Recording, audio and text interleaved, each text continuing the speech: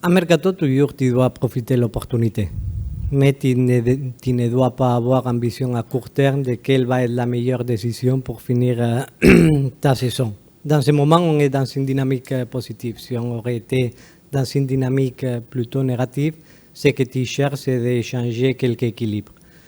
Notre objectif, c'est de ne pas changer beaucoup des équilibres qui se sont créés dans l'effectif, spécialement dans les dernières semaines. Non, je crois qu'on a créé des équilibres internes au sein de l'équipe qui sont quand même intéressants et que j'ai plaisir à voir de comment ça se met en place. Il va y avoir des différentes actions dans le mercato. C'est normal, spécialement parce qu'il y a des joueurs avec un minutage inférieur à ce qu'ils souhaitaient, par exemple. Il y a des joueurs aussi qui font partie de l'effectif qui ne vont pas trouver beaucoup de minutage, donc c'est normal de trouver des solutions. Il y a une économie toujours liée au football qu'on doit avoir en considération toujours, qu'on ne participe pas dans les coupes européennes et qu'on est dans une situation économique pendant cette saison dans laquelle on a fait un gros investissement pendant l'été parce qu'on voulait ouvrir un cycle.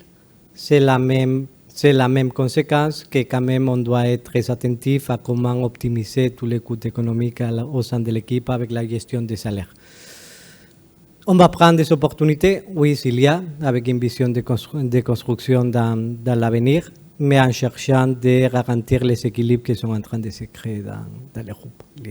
Il y a plus de gens qui me parlent de Paul que des résultats des matchs dernièrement. Écoutez, Paul est un joueur extraordinaire, une personne extraordinaire que j'ai eu le plaisir de partager du temps avec lui à la Juventus. Et j'étais le premier content le jour que j'ai lu que sa sanction il était réduite.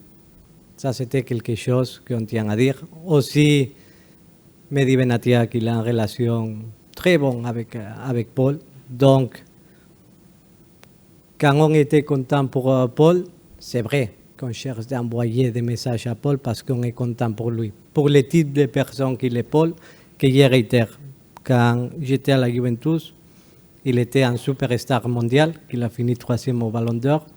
Et tous mes amis, ils me demandaient beaucoup de choses de lui. Et toujours, je tiens à dire qu'il m'a aidé. J'ai fait beaucoup de plaisir à mes amis grâce à Paul. Au même moment, avec Paul, c'est vrai que dans ce moment, il n'y a pas de discussions qui sont avancées, il n'y a pas une approximation pour des différents motifs.